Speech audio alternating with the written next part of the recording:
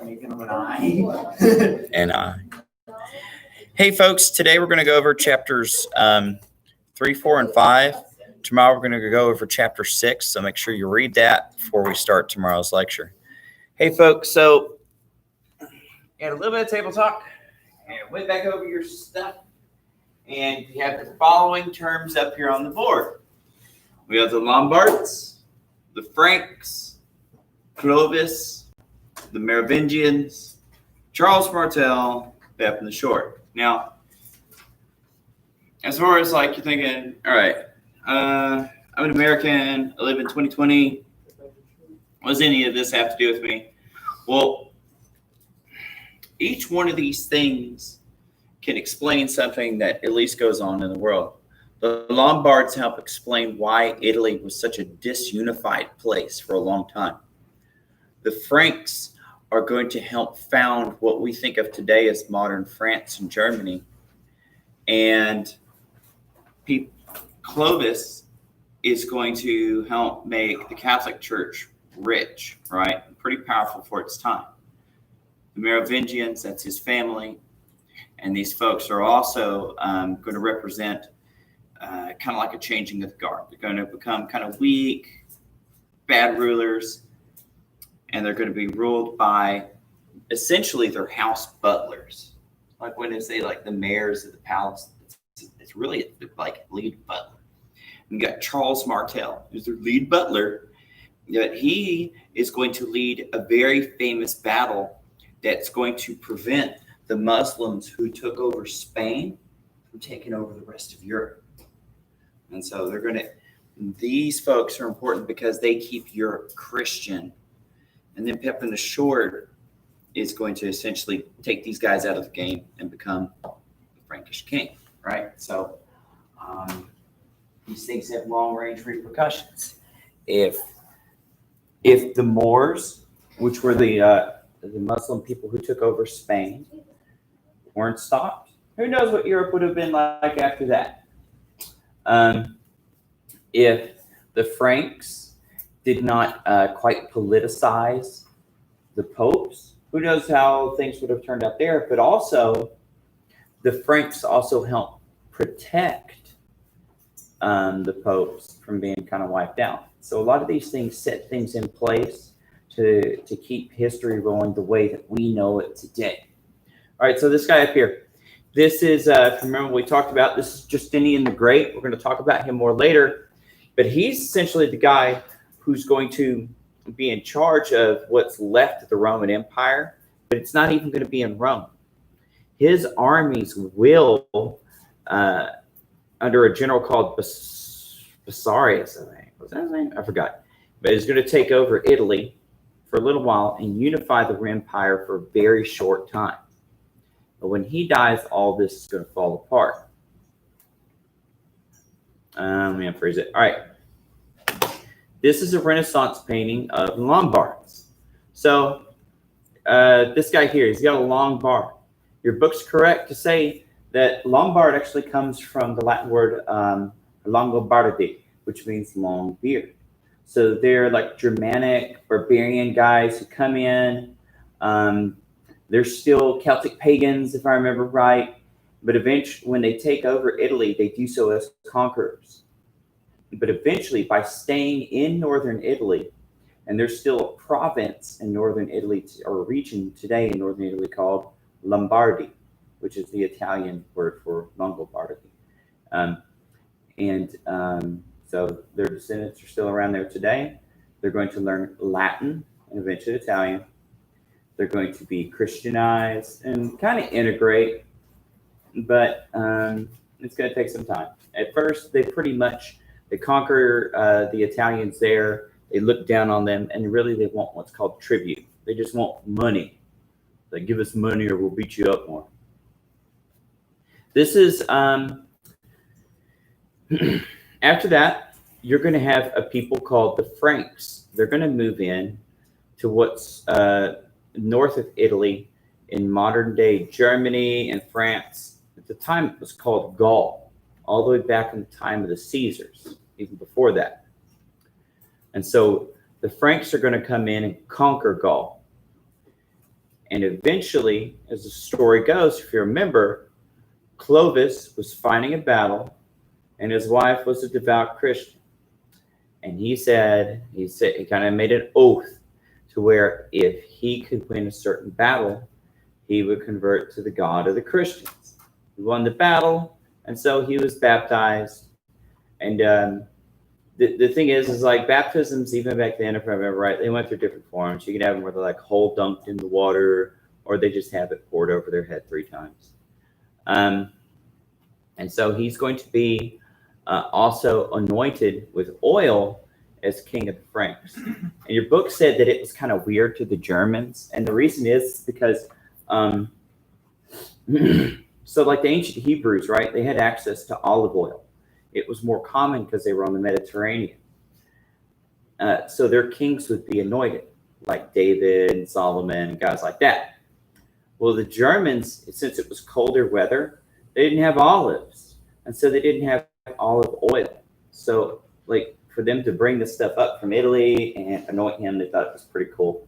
And so, yeah, he's going to be anointed as a king in ancient Judeo-Christian tradition. And he's going to vow to protect the church. Because he vows to protect the church, he's going to help keep some of like what was known as the Arian Christians from wiping out the Pope and Catholics. So, and he's going to found what's called the Merovingian dynasty, which I think was named after his dad or his granddad. However, the Merovingians, Germanic kings were expected to be war leaders. Eventually, they get so comfortable at being rich that the kings tend to stay home and kind of live like a posh lifestyle, feasting and stuff like that. They're not warriors anymore. So they leave the fighting to their second in charge, which was the mayor of the palace. And so later on, we're going to have this guy here, this guy holding up the axe there, that's Charles Martel. Well, the thing is we're going to talk about this later, but you're going to have the rise of a new religion in Saudi Arabia called Islam. Islam is going to start spreading fast through the ancient Holy Land. And it's going to spread through North Africa. And then, guess what? North Africa is really close to Spain. And so people, especially Morocco. And so these people called the Moors who lived in Morocco convert to Islam. And they decide to have a conquest of Spain. Spain was very weakly held together since the fall of the Roman Empire. It was held by a Germanic Gothic people who weren't very organized and stuff like that. So the Moors decided that'd be easy pickings for them, and they cut their way through it, taking over the country. You're going to have near the Pyrenees Mountains, which is today's modern border for Spain. You're going to have this guy, Charles Martel, is going to lead his army there, and he's going to hold off. It's going to have a victory, but really it's going to be more like a stalemate to where they're going to hold off the Muslim armies from moving on to modern-day France and then Germany and Italy. And so this is going to be a boundary that's going to last for a long time. We're going to see that the Spanish are eventually going to take back Spain, but it's going to be a very long, hundreds of years long process called the Reconquista. And the Reconquista is going to develop people called the conquistadors. And, they're going to come and take places like Mexico and stuff like that. Right? So it's going to be a very long, drawn-out process. And, of course, this is called the Battle of Tours. So this is one of those big turning points in European history, where history could have gone one way or the other. All right, so Charles's I think his son Pepin is going to eventually decide to make an advancement to become king. He's like, look, my family has been in charge of the country for a long time, but we haven't had the title of royalty of king. So he kind of sends a letter to the Pope. Pope's like, okay, let's do this. So he's going to be anointed king of the Franks. And he's also going to be the protector of the Roman Church, Catholic Church. And so he's going to help fight the Lombards. And when he defeats many of them, he's going to capture a lot of Italian lands. And he's going to give it to the Pope. He's like, there you go, Mr. Pope.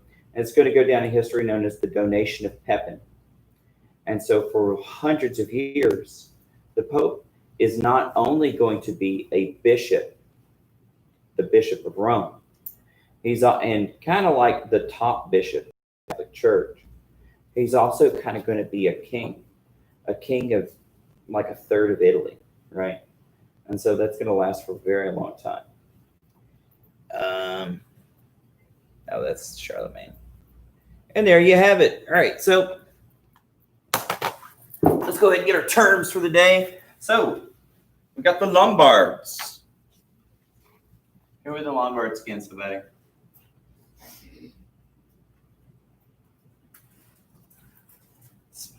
Did you hear anything I said? There were people that had long beards. Yeah, they had long beards. Yeah. Where did they take over? Yeah, they took over land that was in a geographic place, north of Rome. Getting closer. What country is Rome in? Italy. Yeah, took over northern Italy. So, and they're eventually going to convert to be Christians. So yeah. So we're going to say they kind of disunified Italy. So kept it from coming together. There's a lot of reasons why Italy didn't come together. And that's the thing. People think of, well, Italy was a country. Italy wasn't a country until basically after our Civil War. It was like broken up in all these little places forever. So, eventually, if I misspell words, just ignore it.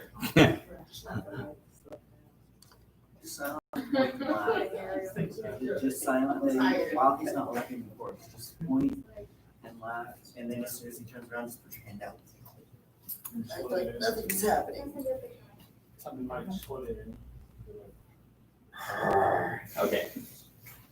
So yeah, I mean, so the significance of this is they're going to kind of mess things up for a while, you know. And we're going to find later that the Eastern Roman Empire is going to try to make attempts to unify Italy. The popes later are going to try to unify Italy, and because Italy's disunified, some good things happen.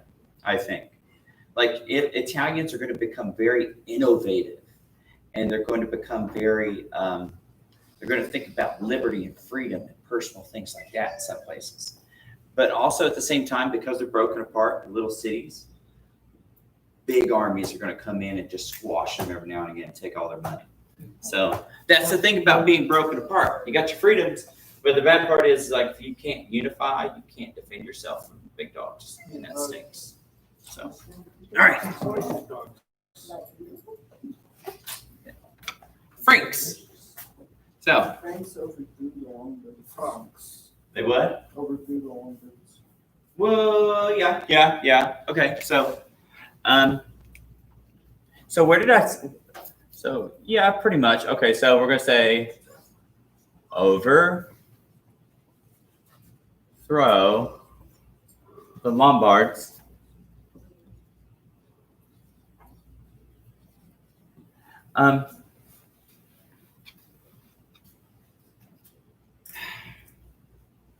And I want to add this. So, see, they also take over,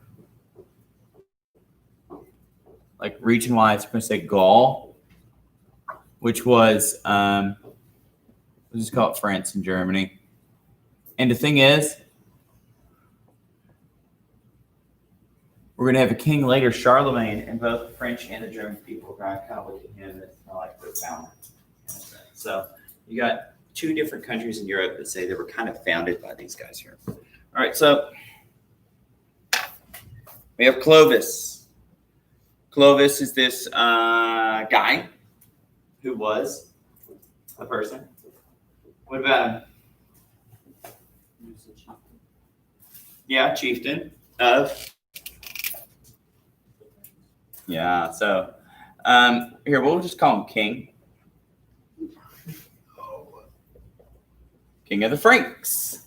And so what's he going to do that's going to be significant, though, besides just being a king and wearing a crown and being fancy, being all fancy, not partially fancy, but all fancy. Yeah. It's going to encompass all that is fancy within fancifulness. So Clovis, king of the Franks. So what?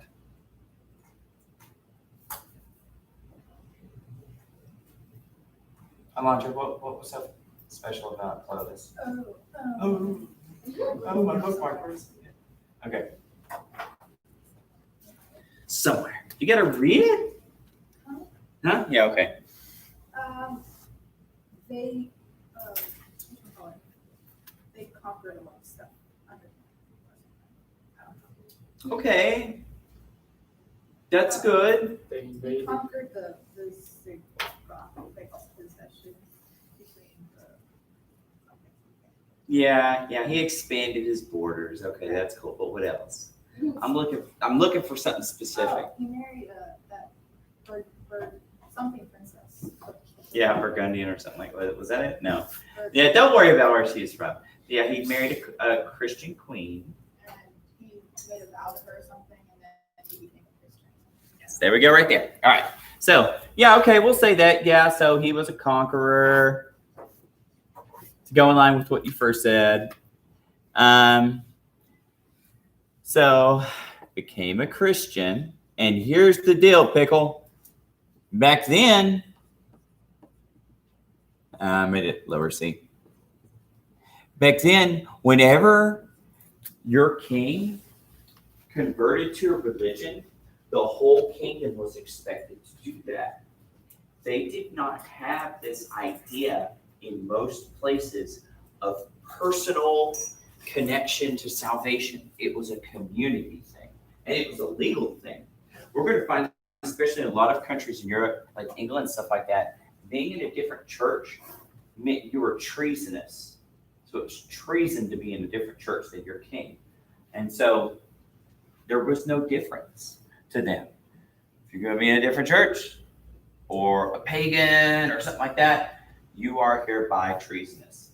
Now, there are going to be some exceptions to where kings will legalize or offer protections to like Jewish people and stuff like that. And we'll get to that later.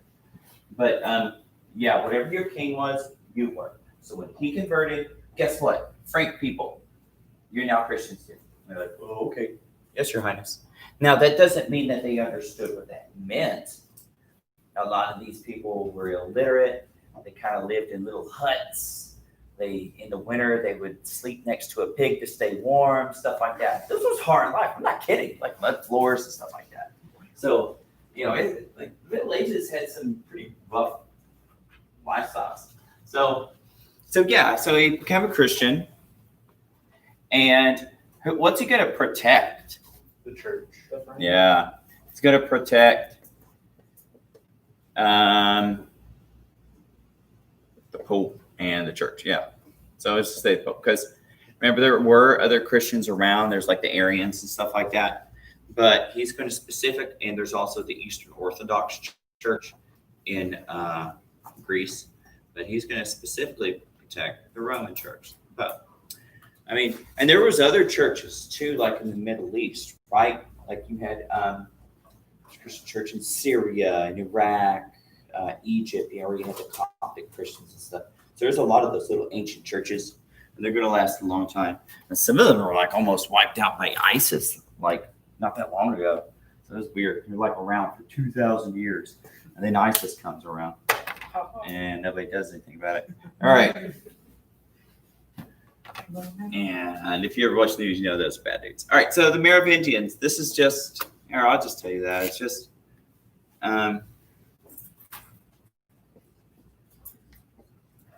Royal. What did I do? royal family for the Franks. So the only reason I'm just putting this up there is because it might be one of my quiz terms. So just know that kings have royal families, and the royal families have names. And sometimes it gets a little confusing when you're like doing European history. You're like, oh, yeah, okay. So that's, I don't know. It just pops up. That's why if you see it again, you can look at your notes and be like, oh, that's the Franks for a while. All right. Charles Martel, Charles the Hammer. So what did Charles the Hammer do? He invaded. He invaded? You sure? He did that a lot. He did that a lot? Yeah. Was he a king? No. No, nobody king. So let's say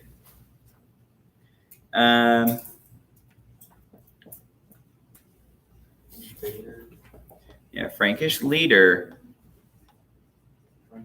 not king. But who did he stop? Muslim. That's right. So stopped the Moors at the Battle of Tours, which is where it happened.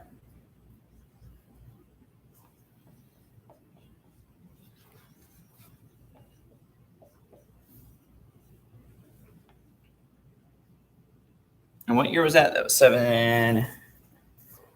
I'm terrible with dates. 732? Yeah. That might be a date you want to know on your test. It'll give you brownie points. So remember, your test, when you have your real test, there could be like short essay prompts. You have to write a paragraph or two on a couple of prompts. But if you put names and dates and stuff like this on it, you get extra points. So, but what's most important is you know what you're talking about. All right. So he's going to stop them at the Battle of Tours, and there's going to be a very famous poem that's going to last sometime not too long after this, called the Song of Roland, and it's essentially about kind of like this heroic battle by these guys who get surrounded by the Moors. And they're defeated, but they fight bravely. It's kind of like an Alamo moment, right? Where they hold their ground despite the fact they're going to lose. All right, so Pepin the Short. So, does anybody remember anything about Pepin the Short? He's made king. Made king. Yeah, he's going to start a new royal family. So, new king of the Franks.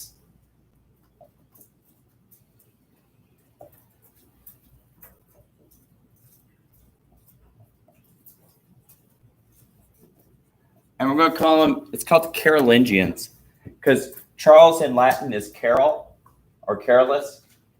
And so they're going to call them Carolingians instead of Merovingians.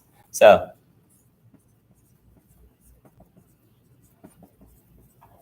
and so this family is going to last for a while.